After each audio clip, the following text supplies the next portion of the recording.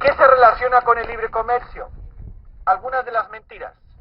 Creación de empleo, mejora de calidad de los productos, libertad de establecimiento a la empresa. ¿Qué más cosas nos cuentan en relación con el libre comercio? Competitividad, más beneficios, mayor acceso de las personas a los bienes y servicios comercializados, salarios iguales, precios iguales, etcétera, etcétera. Bien, cuando hablamos de libre comercio, siempre existía, digamos, una vertiente más hacia el interior. Cuando hablamos de libertad de empresa, ausencia de obstáculos, y ahí se refiere sobre todo a la regulación gubernamental o el intervencionismo, tanto de gobiernos locales, regionales o estatales, pero sobre todo cuando el capital y el poder económico y político se refiere al libre comercio, se refiere a una contradicción y a un enfrentamiento a nuestras libertades y a nuestros derechos fundamentales.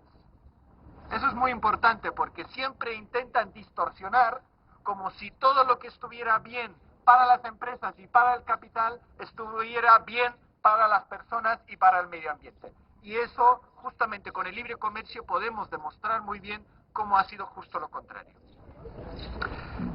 Por supuesto, cuando nos hablamos de nuestras libertades, pues hablamos, por ejemplo, de nuestros derechos laborales.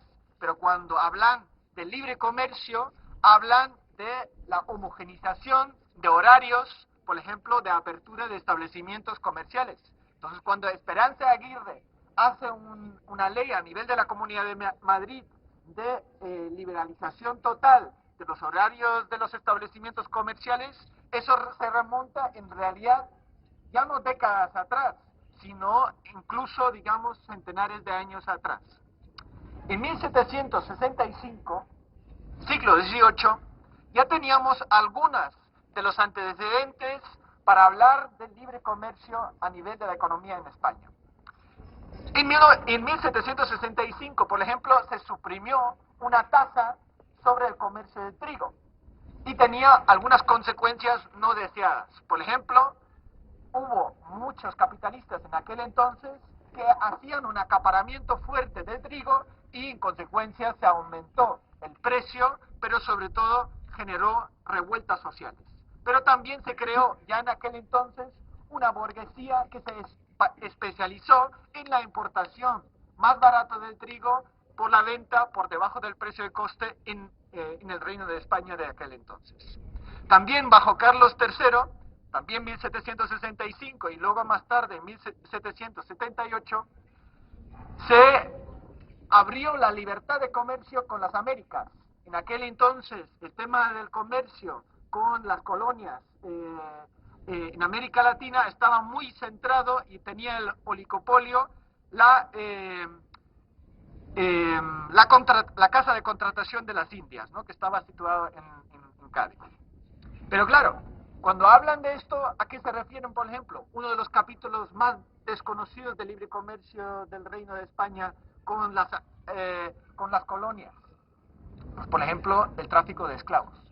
Entonces, esa casa de comercio de Cádiz era una de las mayores empresas de tráfico de esclavos entre África y las colonias en Latinoamérica. Luego, más tarde, en el siglo XVIII, se establece incluso más liberalizaciones en el comercio y existen grandes oligopolios en el comercio de tráfico de esclavos.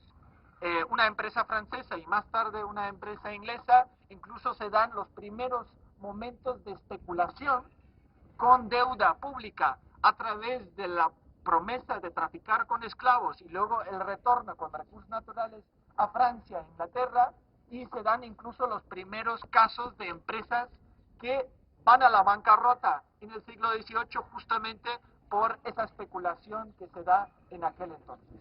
Pero bueno, no me quiero remontar y además hoy no era el tema, digamos, de hacer, digamos, un retorno, digamos, a esa época, pero quiero remarcar que el tema del libre comercio en la teoría económica, pero sobre todo en las políticas públicas, nos acompaña desde hace mucho tiempo atrás.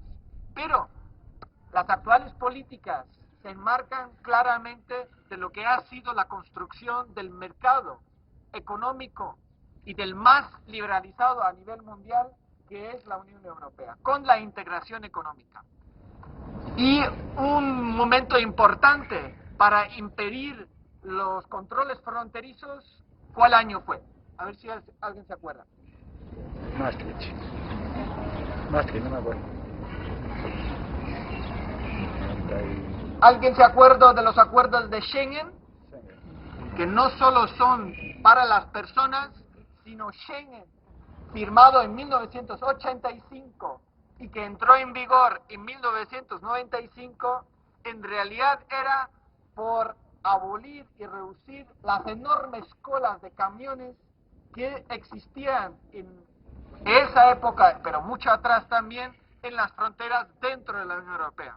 Entonces realmente los grandes lobbies del comercio interior en la Unión Europea habían presionado a los gobiernos y a las instituciones de la Unión Europea de años atrás para eliminar estos controles fronterizos porque ralentizaban muchísimo el comercio intracomunitario.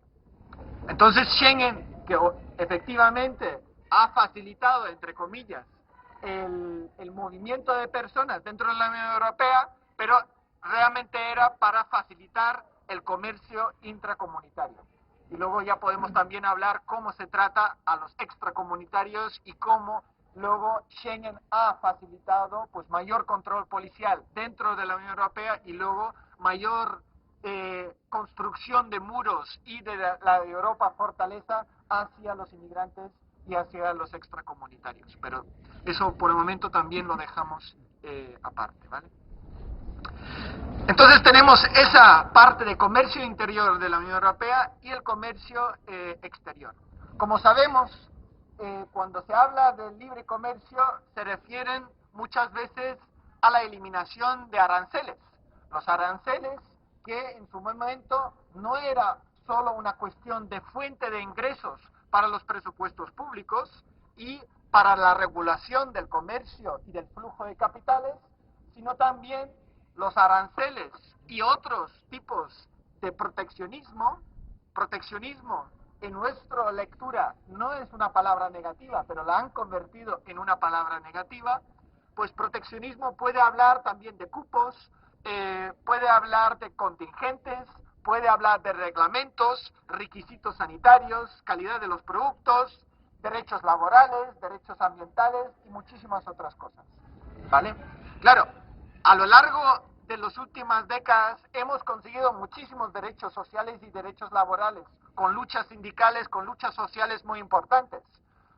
Cuando no permiten, a través de cambios internos en algún gobierno, de cambiar estas cosas, o cuando no permiten hacerlo a nivel de la Unión Europea, muchas veces son los tratados comerciales que permiten cambiar estas cosas. Así que cuando hoy nos referimos a la desregulación del mercado financiero, cuando nos referimos a la pérdida de derechos laborales, cuando hablamos que algunas inversiones en las industrias hayan generado grandes contaminaciones, como el sector papelero, el sector químico, el sector agrícola, muchas veces fueron las políticas comerciales que permitían que los inversores y el comercio interior y exterior era superior a las regulaciones ambientales, sociales o laborales establecidos a nivel nacional o a nivel comunitario. Y eso, por supuesto, también hacia el exterior de la Unión Europea. Cuando nos referimos a esa posibilidad del capital a crecer en el exterior a partir de la década de los años 70, justo nos topábamos que había a nivel mundial tendencias políticas, de políticas económicas, que justamente protegían sus economías para salir de la pobreza, para crear empleo o para establecer regionalismos alternativos. Estos casos tenemos en Asia, lo tenemos en África, lo tenemos también en Latinoamérica, donde justamente después de haber tenido guerras de liberación, enfrentamientos con sus ex colonias, como el caso de Commonwealth de Inglaterra, Francia, o también, digamos, la liberación de los estados coloniales de otro tipo, pues teníamos en muchos casos gobiernos pues muy progresistas y que querían salir adelante estableciendo economías, industrias propias, dependiendo de su propia capacidad de generar ingresos económicos, de crear empleo y de generar bienestar y salir de la pobreza y sobre todo de la dependencia de las colonias hacia donde se exportaban fundamentalmente pues mano de obra barata o en muchos casos materias primas muy baratas. Y claro, en estos marcos molestaba muchísimo al gran capital, tanto de Estados Unidos, de Japón o de la Unión Europea, que a partir de los años 70 se querían internacionalizar, pues las limitaciones que establecían los marcos regulatorios. Por eso, no era casualidad que a partir de los años 80, donde el capital todavía era mucho más líquido y era todavía mucho más capaz de moverse a nivel internacional, se establecía la Organización Mundial de Comercio, salido de unas negociaciones largas, de 1987 hasta 1995, cuando se cerraba, digamos, una ronda enorme de negociaciones de liberación comercial que se llamaba la Ronda de Marrakech.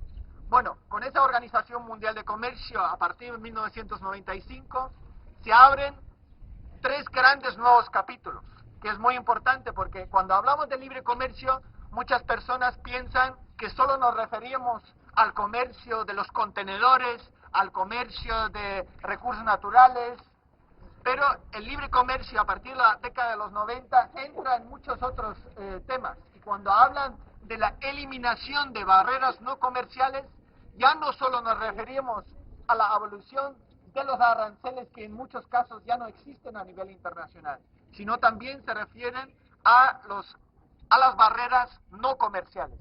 Y ahí nos referimos a las legislaciones laborales, a las legislaciones ambientales, a las legislaciones que incluso pueden existir a nivel agrícola, de los servicios, etcétera. Porque a partir de los años 90, lo que se veía claramente que los acuerdos comerciales entran en temas como los servicios públicos, la eliminación de la protección de que tengamos el derecho a los servicios públicos y entran fuertemente ahí. Y muchos otros servicios, entre ellos, por ejemplo, los servicios financieros, los servicios bancarios, que a partir de esa década se vuelve a desregular completamente. Pero entran también muchísimas otras cosas. Por ejemplo, la contratación pública. La contratación pública siempre ha sido una herramienta de las economías locales para favorecer pequeñas y medianas empresas. Pues también la contratación pública entra en ese tema. La propiedad intelectual para la biopiratería en los países del sur, para la cuestión de la cultura, la música, etcétera. Todas son cuestiones que entran en la década de los 90 y un capítulo muy importante, la agricultura y la alimentación. Cuando realmente la alimentación y la agricultura se convierten en una gran mercancía y dejan de ser un derecho universal. Bueno, eso un poco para empezar a poner el marco de dónde nos tenemos que situar cuando hablamos de las políticas de libre comercio.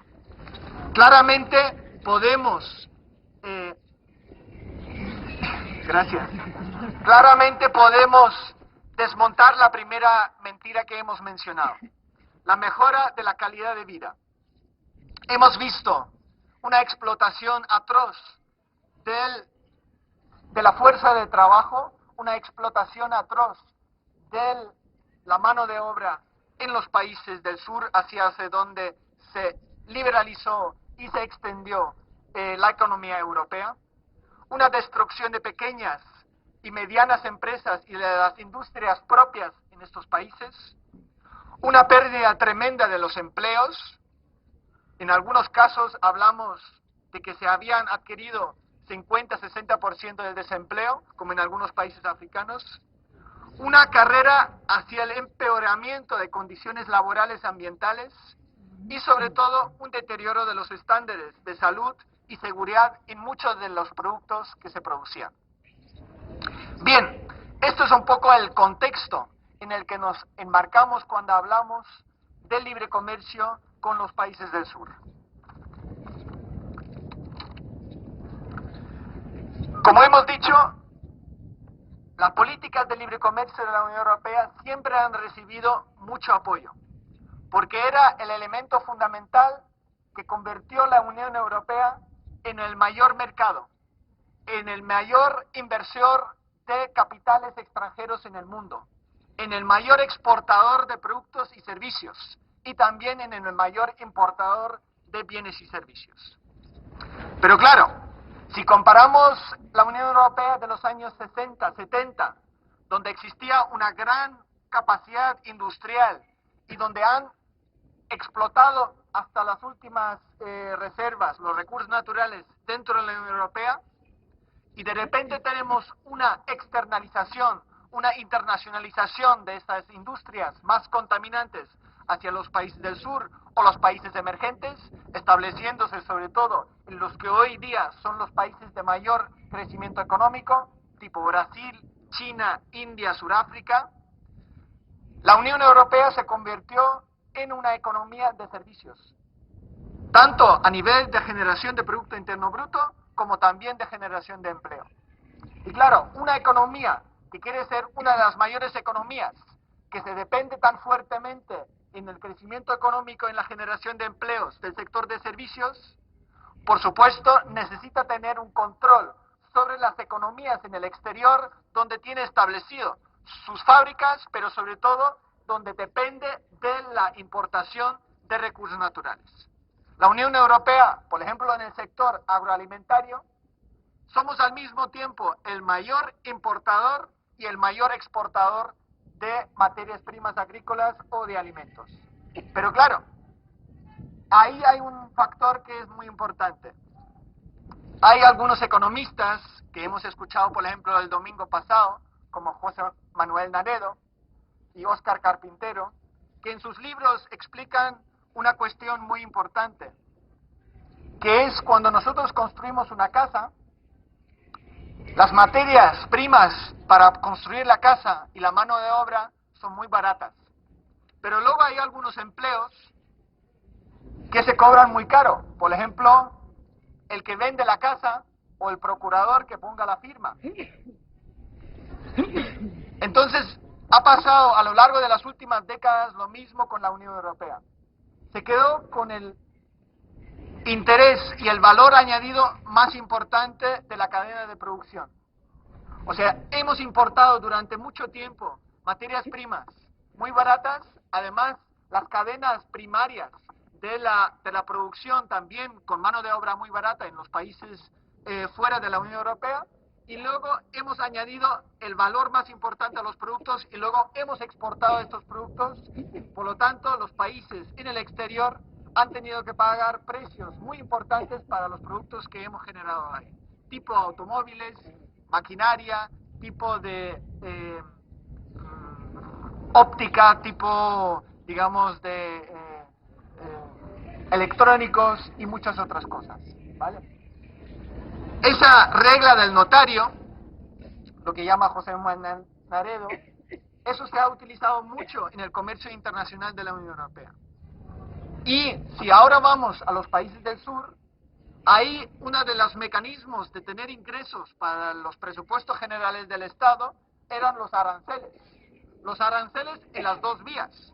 Uno, en el momento cuando los países del norte, en concreto la Unión Europea, sacan los recursos naturales muy baratos y las exporta hacia Europa, ahí establecían un arancel, y al mismo tiempo cuando importaban productos manufacturados y de mayor valor añadido, también se establecían aranceles. En un momento como la crisis económica de ahora, que ya también había en los años 70, ¿cuál es el lema de los países de la Unión Europea y de las instituciones como la Comisión? Vamos exportando hacia el exterior y así vamos a salir de la crisis. Cuando más cosas exportamos, cuando más invertimos capitales en los países del sur, más fácilmente vamos a generar empleos y vamos a salir de la crisis aquí. Eso son más o menos las mentiras que nos cuentan. Hoy queremos analizar concretamente uno de los tratados de libre comercio con dos países que son económicamente absolutamente desiguales, como es Colombia y Perú. Aquí hay alguna persona de Colombia, no sé si no veo ninguna persona igual de Perú. ¿De Perú hay alguien? ¿De Colombia? Vale.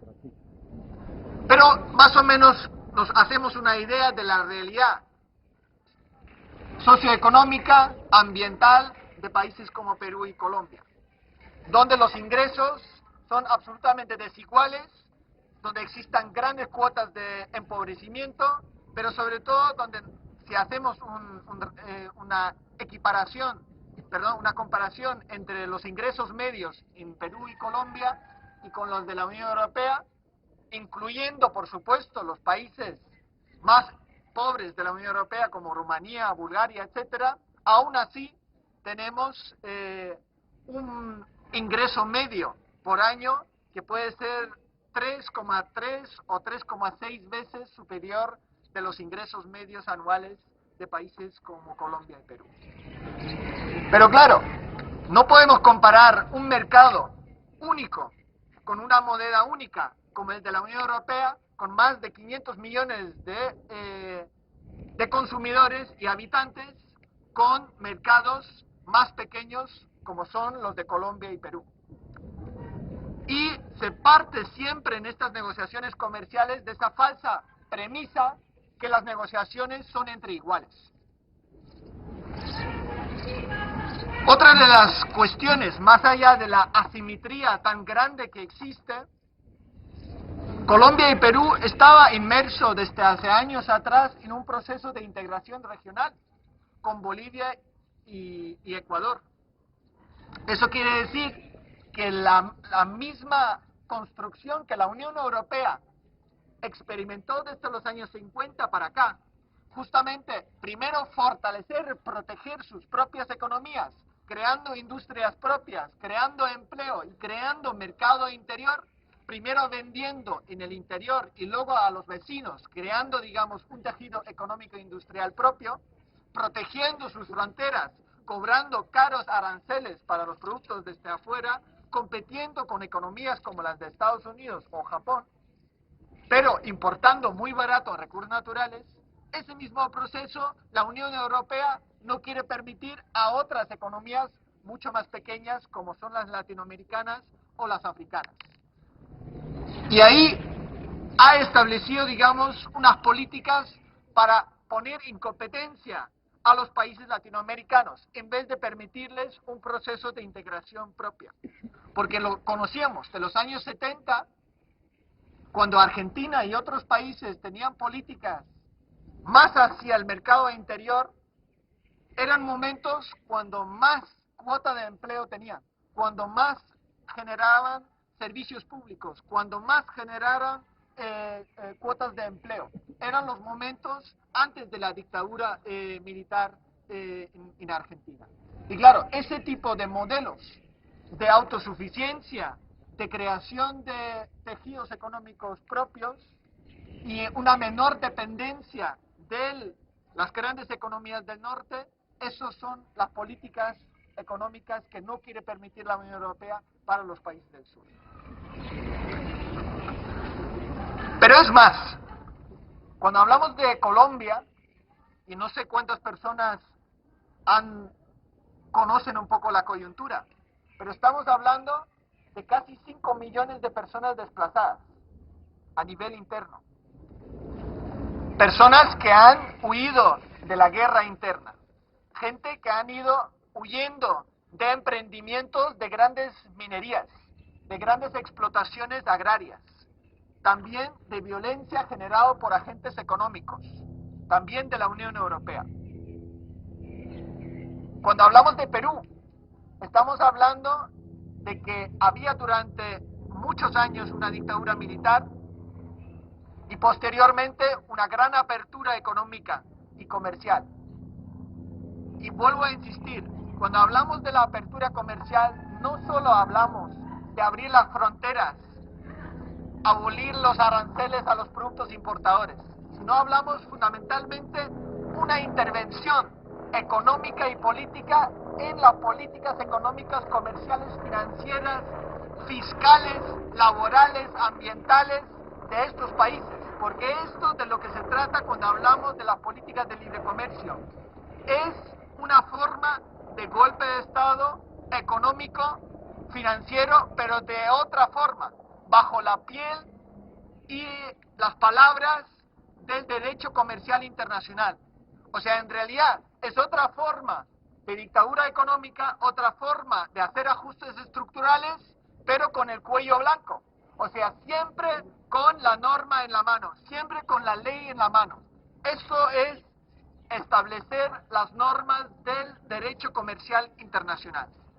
Y esto, como digo, se ha hecho a partir de los años 80 con las formas de la Organización Mundial de Comercio, que se estableció en los años 90, pero se ha establecido también a través de tratados bilaterales o incluso intrarregionales, porque como bien sabéis, el capitalismo hoy día es global y lo que ha pasado en la Unión Europea también se ha ido sucediendo pues en Estados Unidos, Canadá y México, que establecieron en 1994 un tratado de libre comercio de esta región de Norteamérica. También en Asia tenemos el mayor mercado integrado que se va desarrollando y con China, digamos, uno de los mayores componentes.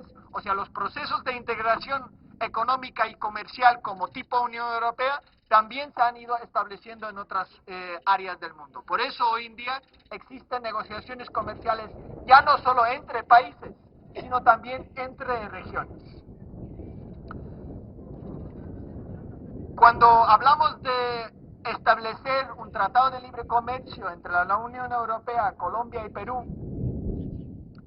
tenemos que ver que lo que importamos fundamentalmente de estos dos países son recursos naturales. Y como insistimos siempre, recursos naturales no solo a un precio muy barato, sino un precio que no incluye ni todos los costes económicos de la destrucción ambiental generado en estos países, ni tampoco la fuerza laboral y la destrucción de tejido industrial, tejido económico y tejido de las comunidades que con esta importación de recursos naturales se destruyen. Importamos muy barato materias primas agrícolas, materias primas forestales. Importamos, por ejemplo, flores. Colombia es uno de los países que más flores exporta en el mundo. Y por eso, muchas veces, cuando entráis a comprar flores para unos amigos, los amantes o quien sea, cuando estas flores realmente han recorrido un largo camino desde Ecuador o desde Colombia o desde Kenia, no solo han, digamos, destruido el tejido económico local porque realmente solo producen para la exportación, sino también están directamente vinculados a ciclos económicos manchados de sangre. Porque en Colombia hay que saber en qué condiciones trabajan las mujeres en las plantaciones de flores, qué condiciones laborales existen ahí, prohibición de crear sindicatos, en qué lugares viven estas mujeres que tienen unos ingresos económicos de miseria, salarios de esclavitud. También muchas veces existen utilización de los cuerpos de las mujeres en las plantaciones de flores para violarlas.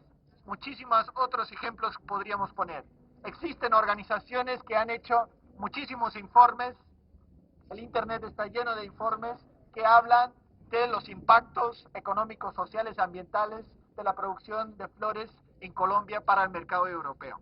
Y ahí podríamos ir de producto en producto que nos parecen ya imprescindibles, entre comillas, de nuestra vida cotidiana y que muchas veces están directamente vinculados a algunos crímenes económicos, ambientales o laborales en algún otro país.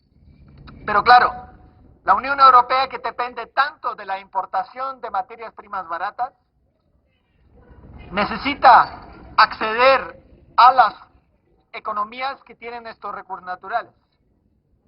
España, por ejemplo, importa carbón de Colombia. Importamos oro. Importamos muchísimos otros minerales. Y Perú, uno de los mayores exportadores de oro, pero también de otros como cobre. Rápidamente nos damos cuenta, para mantener una economía basada en las altas tecnologías y en el alto valor agregado, como son los teléfonos móviles de Nokia en Finlandia, por ejemplo, etcétera, no pueden vivir sin esta extracción de minería. Entonces, uno de los objetivos de la Unión Europea para hacer este tratado de libre comercio con Colombia y Perú es abrir y ampliar el acceso a recursos naturales. Porque, como sabéis, también existen algunos países donde han cambiado los gobiernos. Caso Bolivia, caso Venezuela. ¿Y cuáles fueron las primeras medidas de políticas económicas que tomaron?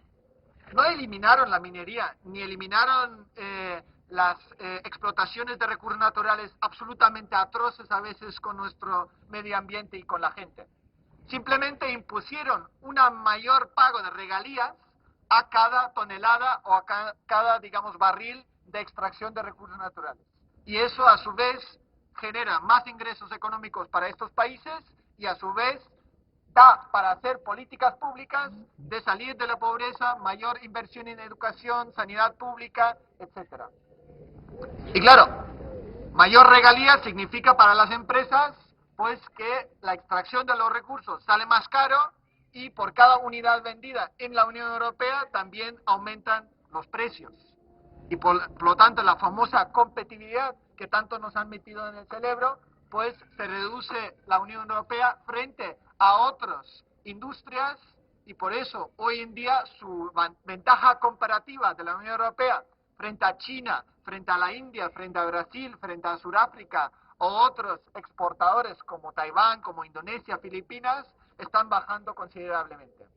Pero hay otros procesos que políticas públicas de gobiernos, que no tienen que ser de izquierdas, pero simplemente han visto que aquí en el capitalismo, cómo funcionan las cosas, pues imponen una serie de políticas para impedir que los recursos naturales se exporten hacia los competidores económicos. Y por eso, países como China, países como Rusia, países también latinoamericanos y algunos africanos, han empezado a tener políticas de restricción de exportar recursos naturales hacia sus competidores comerciales. Una política absolutamente legítima de cualquier gobierno del mundo. Pero claro, una Unión Europea que depende tanto de la importación de recursos naturales, pues eso lo ve con ojos bastante preocupados y por eso establece políticas comerciales que empieza a negociar con estos gobiernos para eliminar las restricciones de exportación de recursos naturales. Eso también aplicado en un sector de enorme importancia actual cuando queremos sustituir parte de nuestro uso de recursos fósiles como el petróleo por biomasa. ¿Dónde se produce gran parte de la biomasa en el mundo? En los países tropicales y subtropicales.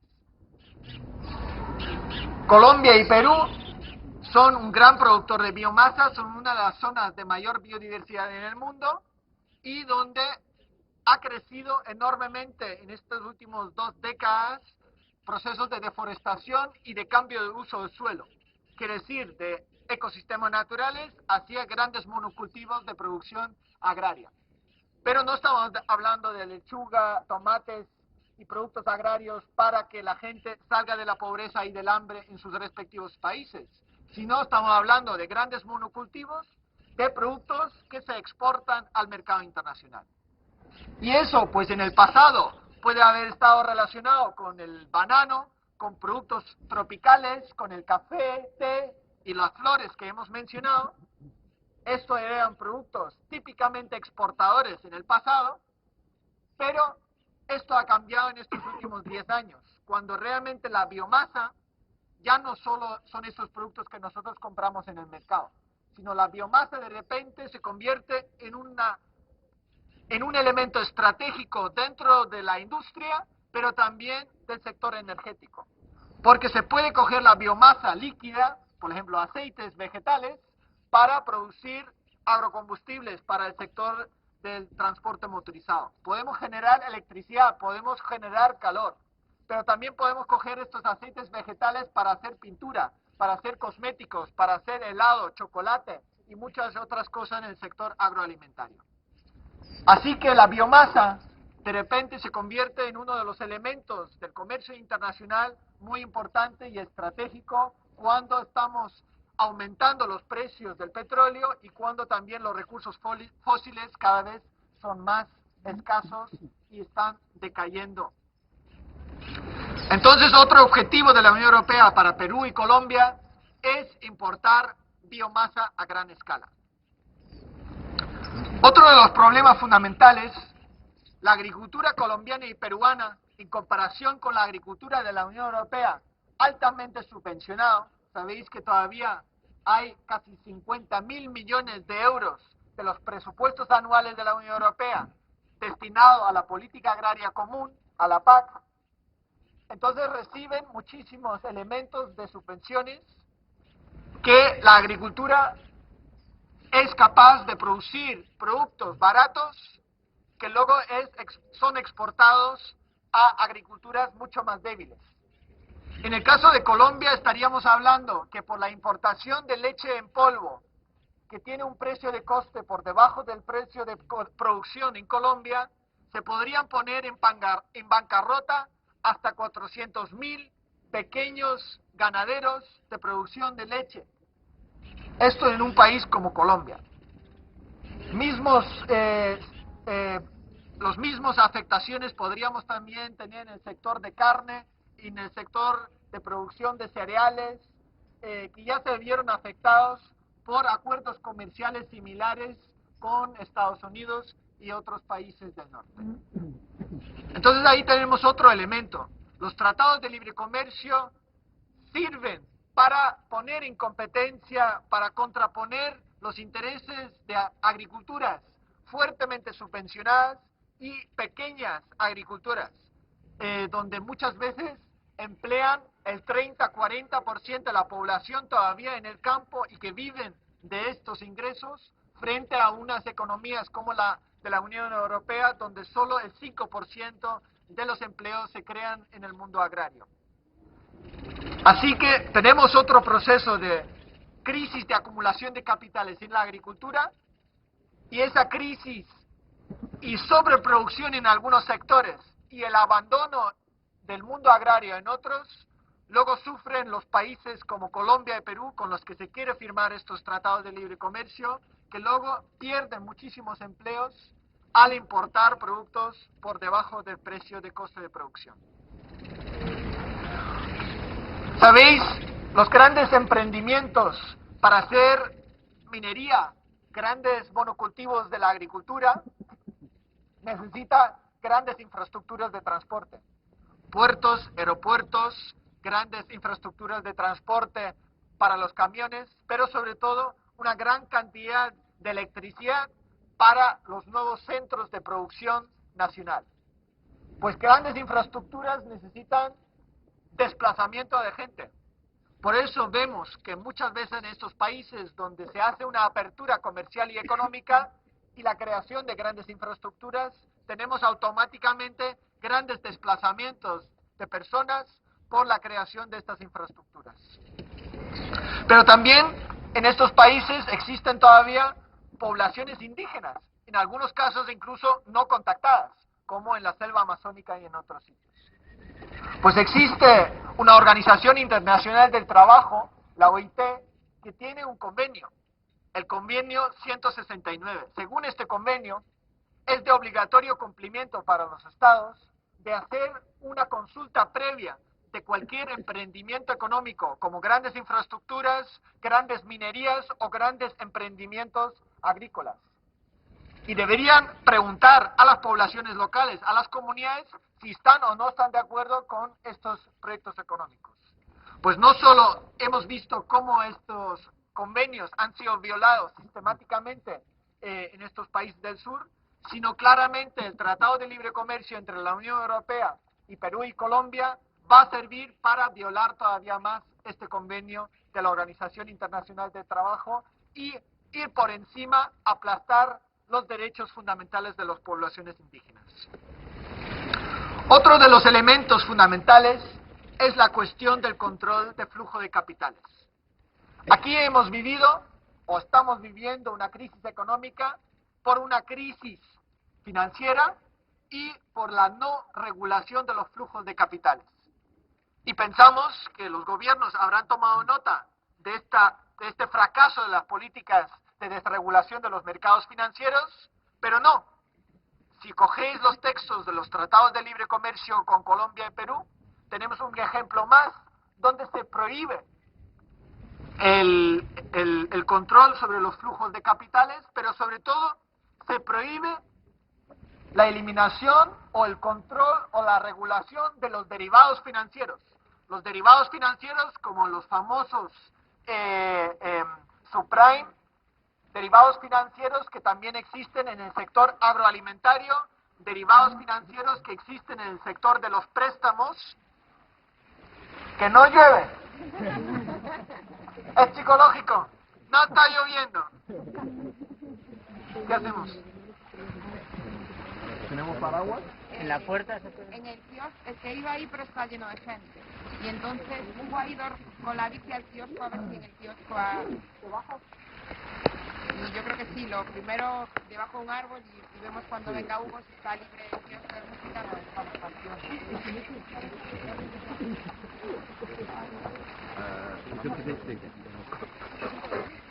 En la puerta del Palacio de Cristal.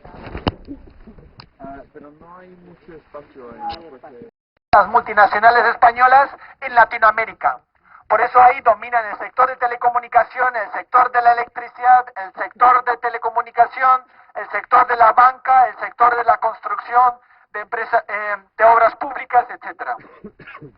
Entonces, el capítulo de mayor privatización y liberalización del sector de servicios es otro importante objetivo de la Unión Europea con los tratados de libre comercio con Colombia y Perú. Otro fenómeno que hemos visto es el acaparamiento de tierras. El acaparamiento de tierras es un hecho que en Colombia y Perú se ha sufrido durante muchos años a través de grandes emprendimientos de minería y de agricultura. Se han desplazado a muchas comunidades locales. Pues ahora con el Tratado de Libre Comercio, uno de las consecuencias sociales que se está viendo es que va a haber mayor acaparamiento de tierras, lo que quiere decir que grandes fondos de inversiones, grandes empresas de fondos privados van a empezar a comprar tierra, especular con esa tierra o venderlo al mayor postor para producir materias primas agrícolas, biomasa como comentábamos antes, o establecer proyectos de minería. Y este problema del acaparamiento de tierra, curiosamente, no es solo algo que dicen las ONGs y los movimientos sociales, sino incluso lo recoge el informe que elaboró o que pidió que se elaborase la Comisión Europea en el año 2009 para saber las consecuencias socioeconómicas de este Tratado de Libre Comercio. Y digo también una pequeña anécdota, como decía tantas cosas negativas ese informe de impacto ambiental, socioambiental, que había encargado la Comisión Europea, lo retiró de su página web y nosotros, como lo teníamos ya bajado al ordenador, lo volvíamos a publicar en nuestras páginas web y así sigue estando disponible para todo el mundo. Para que la gente vea que son cosas que no decimos nosotros, sino incluso pues los propios informes oficiales hablaban de las consecuencias nefastas para la mayoría de la gente. Bueno, quiero poner un ejemplo reciente del que nos hicimos eco de las resistencias a nivel de organizaciones campesinas locales, que es una represa que se llama la represa del Quimbo.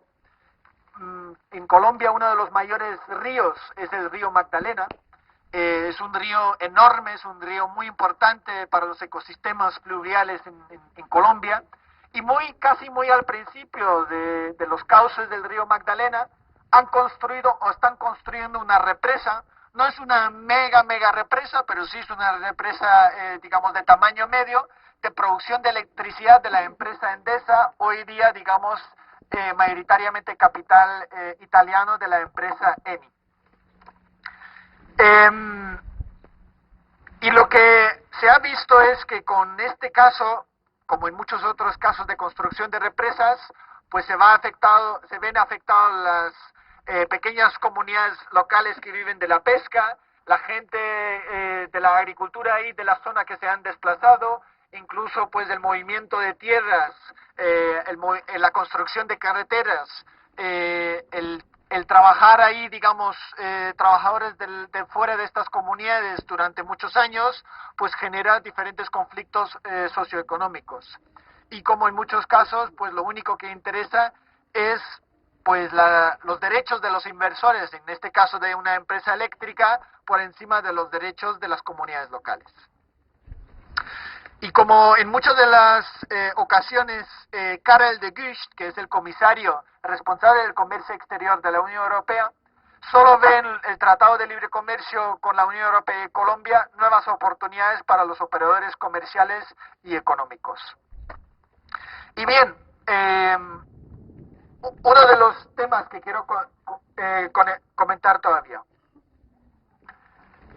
A pesar de que existen estas enormes diferencias económicas y la propia Comisión Europea comenta en el documento del 2009 que en el año 2000 se calculaba que el 45% de los niños y las niñas de Colombia vivían en la pobreza. Entre los factores más significativos que ayudan a explicar este patrón está la alta desigualdad en los ingresos y las transiciones demográficas. Así que lo que va a pasar con el Tratado de Libre Comercio es simplemente que las mayores oligarquías y las mayores empresas de Colombia y Perú se van a beneficiar de mayores ingresos y mayores negocios con este tratado. No va a haber ningún tipo de transferencia de riqueza o de redistribución de renta y ingresos y de riqueza en estos países. Simplemente los que ya tienen mayores ingresos, y ahí la distribución, como hemos comentado, de renta e ingresos es muy desigual, pues simplemente esa desigualdad de ingresos se va a aumentar todavía más.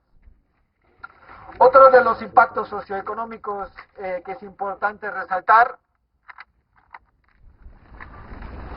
y que comenta el Consejo Económico y Social de Naciones Unidas en el año 2010, el Consejo Económico y Social de las Naciones Unidas le preocupa la posibilidad de que los acuerdos comerciales bilaterales y multilaterales firmados por la Unión Europea afecte al disfrute de los derechos económicos, sociales y culturales, en particular de los grupos desfavorecidos y marginados como los pueblos indígenas, afrocolombianos y las personas que viven en las zonas rurales.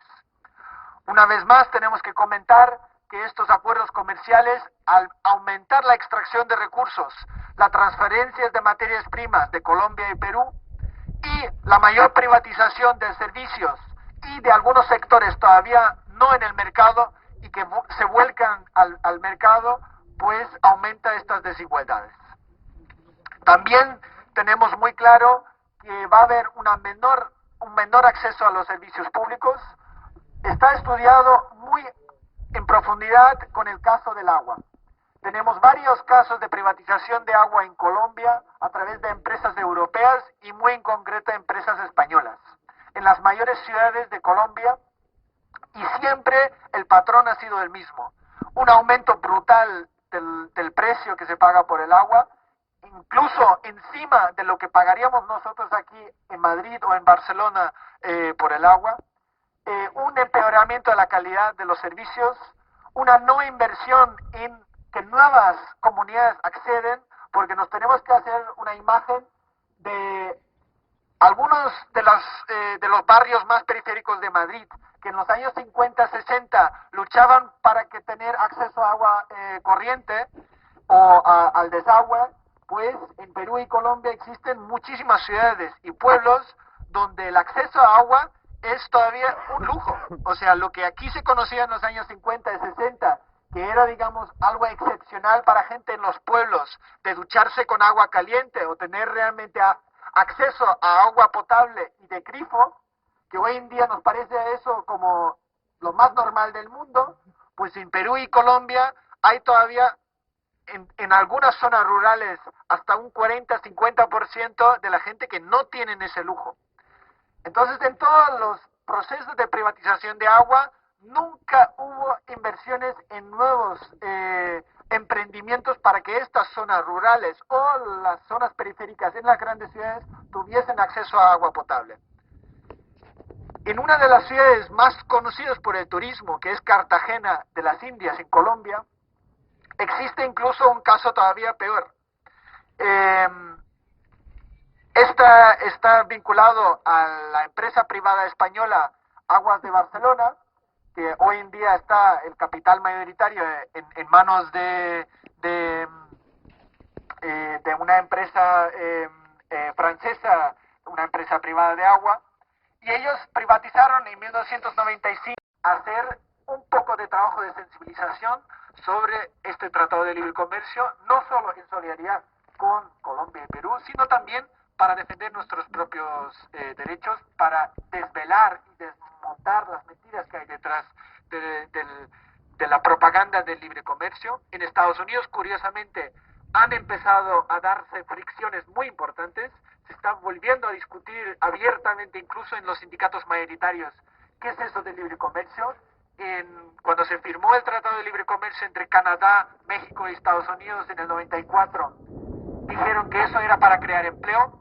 Hoy día el mismo Obama tuvo que reconocer que con el Tratado de Libre Comercio de la América del Norte se han perdido cientos de miles de empleos. Estamos hablando de casi 5 millones de empleos solo en el sector directo de la industria y fabricación, más luego toda una serie de empleos indirectos que dependen de ellos. O sea, en Estados Unidos, que es el país per se de libre comercio, se está abriendo, digamos, debates importantes si realmente es cierto que el libre comercio crea empleo.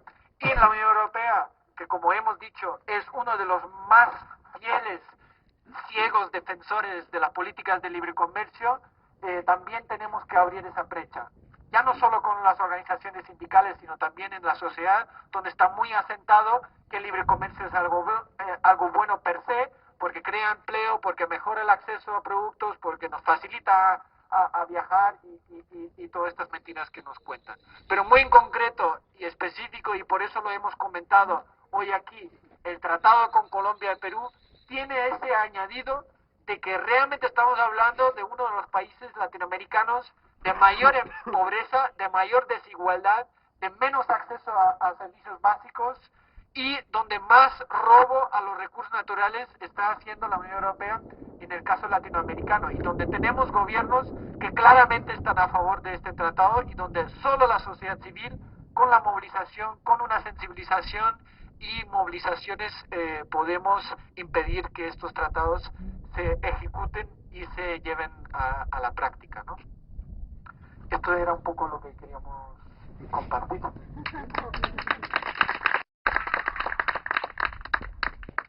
Bueno, si queréis, como antes de que nos lleva más, no sé si queréis hacer una pequeña ronda de preguntas, tomo nota o preguntas o debate, una pequeña rondita y nos vamos antes de que nos lleva más, no sé. Vale, ¿alguien cosa toma nota? ¿Alguien quiere comentar, hablar sobre o no? Siempre hay algo que decir, pero ¿hay alguna pregunta o algo que...? Bueno, pero si quieres comentar.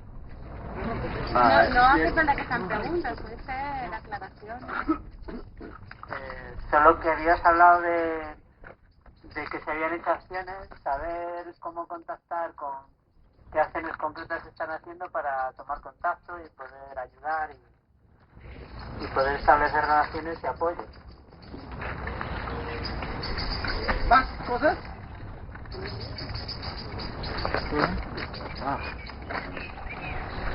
Pues yo creo que Tom ha hecho una intervención para el tiempo que se tomó, pues muy completa, porque realmente es un tema muy complejo y fundamentalmente entendiendo de que Perú y Colombia, aun siendo países colindantes, pues tienen igualmente realidades muy distintas.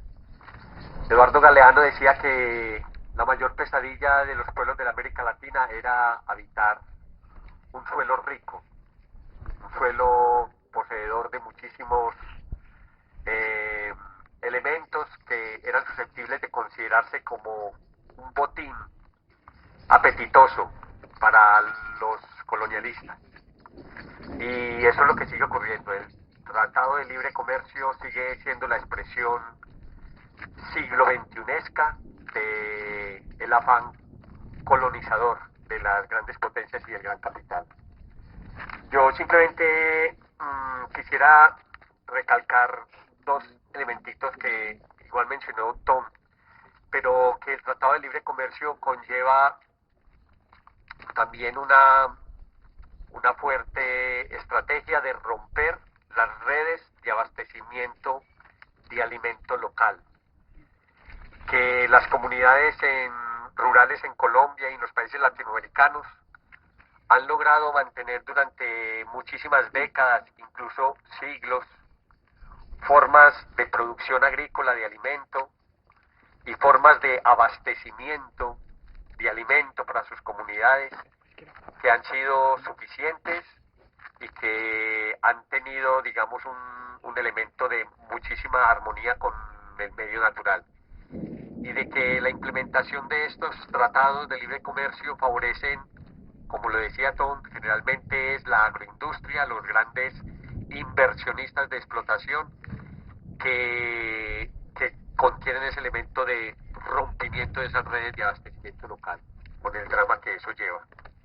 Y un poco en conexión con la pregunta que hacía el amigo, de cómo enterarnos, cómo estar más en sintonía con la realidad y, digamos, más actualizado sobre cómo se está enfrentando esto en estos países.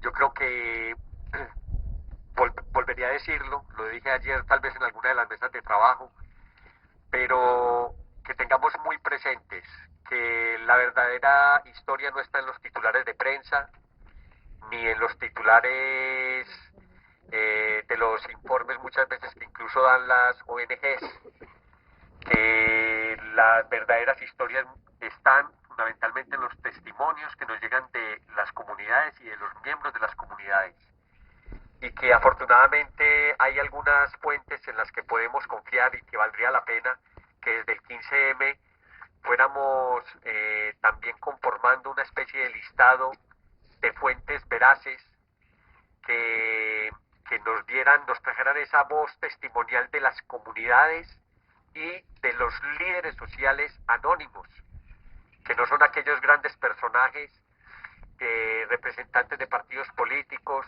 de cualquier color, o de aquellos grandes estudiosos, expertos en el tema, académicos, que está bien que los haya, pero que nunca van a sustituir la voz de los verdaderos gestores de la resistencia en las comunidades rurales y en las comunidades de base de estos países. Entonces, yo invitaría a que nos ocupásemos, por lo menos en el caso colombiano, de una página, tiene nombre de santo, espero que eso no sigue, San José de Apartadó. La comunidad de San José de Apartadó es una comunidad emblemática de resistencia que lleva 10 años de conformación en la zona del noroccidente de la provincia de Antioquia, y que se ha conformado como comunidad de paz, que ha siendo una comunidad rural de unos 1.200 habitantes, en esos 10 años, en su intento de estar al margen, de no prestarse para ninguno de los intereses de ninguna de las fuerzas en guerra en el país, ha cobrado alrededor de 220, 240 víctimas. Y su página web es una página que es gestada por la comunidad y que es una muy buena forma de acercarse a esas formas de resistencia local. Igualmente, invitaría también a que mirasen la página de la Comisión de Justicia y Paz, que es también una importante red de defensores de derechos humanos, que recoge buenamente esas formas de resistencia al afán, digamos, colonialista y usufructuario de las grandes empresas, y lo que implican para la sociedad colombiana en su expresión de aparato criminal, porque también lo decía Tom, no olvidemos que hoy la economía tiene un aparato criminal y casi que funciona con la lógica impositiva de la gran mafia, y eso en los países latinoamericanos y en Colombia particularmente pues tiene ya una historia bastante cruenta.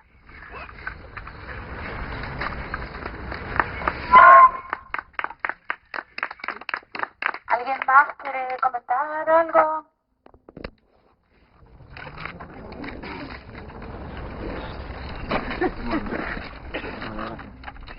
¿Me escucha? Bueno, ahora yo quería agradecer aquí a los compañeros la charla, toda la información, compartir datos y experiencias se agradece. A vosotros por aguantar debajo de la lluvia ahí con valientes. Y nada, en realidad, básicamente apuntar un par de confirmaciones que quiere hacerle a este hombre en cuanto al Tratado de Libre Comercio y las inversiones españolas en Latinoamérica, porque yo he tenido la oportunidad de hacer unas prácticas en la Comisión Económica para América Latina y el Caribe, y ahí trabajé en un par de informes. Y bueno, yo quería decir que nosotros estudiamos la correlación entre desigualdad, el índice de Gini, con la tradición de ciertos países con el Tratado de Libre Comercio. Y había una correlación significativa al 95%. Esto, amigos y amigas, esto es una realidad. Los tratados de libre comercio han tenido repercusiones tanto en el pasado como en el presente y lo van a tener en el futuro si no se empiezan a mirar con más detalle. Por otro lado, tuve la suerte de poder investigar con un hombre muy interesante acerca de las inversiones españolas en Latinoamérica y el Caribe, las características, la evolución y demás, y se habla de una segunda reconquista ya, después de la de Colón, porque después de, la Unión Europea además, se dio el boom de la privatización aquí de empresas nacionales como, Iberia, Telefónica, que eran sectores muy estratégicos para la economía. Entonces, privatizarlas era un claro paso hacia la liberalización. Y en este sentido, me gustaría apuntar que las inversiones que se hicieron españolas en Latinoamérica fueron aprovechando la coyuntura que estaba pasando en Latinoamérica de corrupción, desorden socioeconómico y demás, y entonces en muchos casos se puede incluso demostrar que hubo sobornos y corrupción a muy alto nivel, y se extrajo y se explotó recursos naturales y terrenos de Latinoamérica que de una forma abusiva y hiriente para la moralidad, ya no solo para la gente de allí, sino para la moral. O sea, es una transgresión de la bondad, ¿no?, que tiene el ser humano. Entonces, nada, simplemente este par de apuntes. Me ha gustado mucho la conferencia, ¿eh? Gracias. Bueno, vale. Nada, se hizo el día 10 de los derechos humanos. Hicimos un trabajo durante todo el día y nada, simplemente hemos hecho la mirada a Perú, a Colombia, se podría hacer la mirada a África, la mirada a otros países. El tema es un poquito elevar la mirada a nivel de líneas generales, que se ha ratificado la Declaración Universal de Derechos Humanos por todas las naciones, y eso salimos corriendo cuando. Total, que los derechos humanos son algo a exigir, porque los países los han firmado y luego no se cumplen. Entonces, hablabas de acuerdos con sindicatos, con tal. Pienso que la cuestión del 15M ya estamos en un punto. El día 10 estamos muy temerosos con ese tema de los derechos humanos, pero ya hemos llegado a un punto que hay que implicar a todo el mundo a que se defina. Si aquí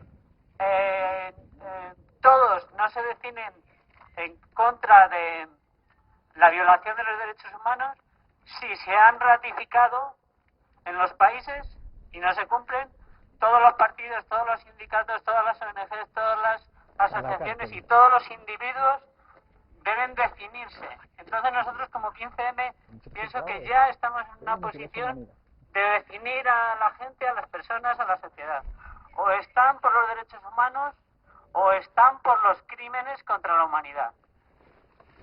Entonces es algo tan específico lo de hoy, tan concreto, tan interesante, y resulta que podríamos ir pueblo a pueblo por el mundo y las violaciones están en todos lados.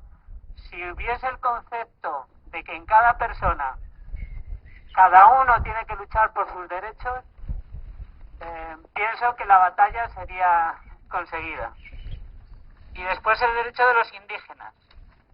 Hablamos de los derechos de los indígenas, que no está se habla de la propiedad de la tierra y sin embargo es algo en los derechos humanos que quizá está mal expresado y quizá un artículo a cambiar a futuro, porque hay sitios indígenas donde viven los pueblos durante siglos y por el derecho de la propiedad que coge un Estado y va y al final lo compra una multinacional, se violan también los derechos. Esa es una contradicción dentro de los derechos humanos.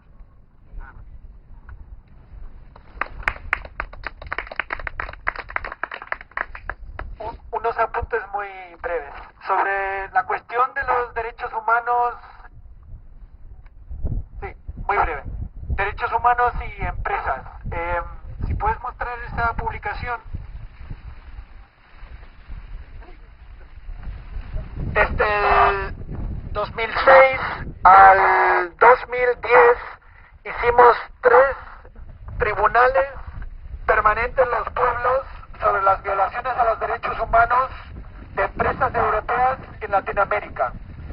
Y uno de los puntos más importantes era demostrar cómo la legislación europea, cómo los tratados de libre comercio eran realmente cómplices y un elemento necesario para cometer tal grado de violaciones a los derechos humanos en los países latinoamericanos, y que los agentes económicos no solo eran actores criminales, sino que las políticas europeas eran fundamentales para garantizarles la impunidad de sus graves crímenes en Latinoamérica.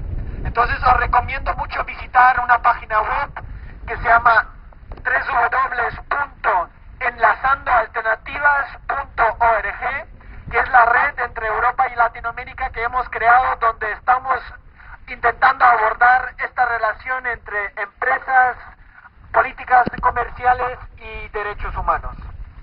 Luego también otra red que existe aquí en Madrid, que es Justicia por Colombia, que son varias organizaciones que estamos trabajando la cuestión de paz y derechos humanos en Colombia. Y ahí os quería comentar también una cosa: ¿por qué habíamos elegido hoy la economía de retiros del domingo específicamente sobre el Tratado de Libre Comercio con Colombia y Perú? Porque claro, como bien dice el compañero, podríamos haber hablado hoy de los tratados comerciales con Asia, con la India, con África, etcétera. Pues tiene que ver también con un miedo que teníamos, porque teníamos previsto hacer una concentración esta semana próxima en frente del Ministerio de Asuntos Exteriores, y realmente no la hemos convocado porque teníamos miedo de que no haya mucha gente que viniesen a la concentración. Pero en principio esta semana íbamos a hacer estas acciones descentralizadas, porque la semana próxima, la del 29 de mayo, en el Parlamento Europeo va a haber un debate nuevamente sobre este Tratado de Libre Comercio, y dijimos que hacemos acciones en los países para aumentar un poco la conciencia y la presión, pues podríamos incidir un poco sobre el debate en el Parlamento Europeo.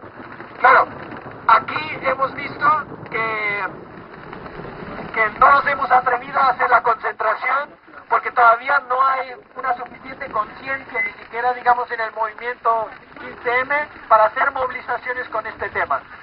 Bueno, ahí tenemos mucho trabajo por hacer, estoy completamente de acuerdo contigo, para que esa conciencia y estos mínimos comunes sean también ejes vertebrales del movimiento, ¿no? Y solo por último, podéis participar en una acción por correo electrónico, que entráis también en la página web esta de enlazandoalternativas.org, donde podéis mandar una carta contra este Tratado de Libre Comercio con Colombia y Perú, y por lo menos hoy domingo, pues además de estar hoy en la charla, mandáis el correo electrónico. Ya para terminar, di la página otra vez. Es www.enlazandoalternativas.org.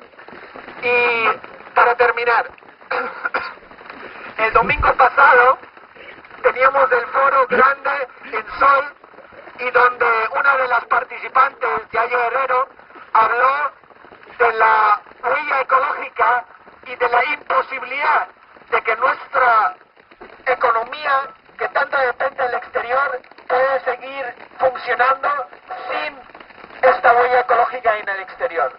Pues el caso de Colombia y Perú es un claro ejemplo como nuestra economía solo puede funcionar con la violación sistemática de los derechos humanos de estos pueblos en Colombia y Perú. Y si queremos que esto se acabe ya, significa también hacer cambios profundos en nuestra economía propia.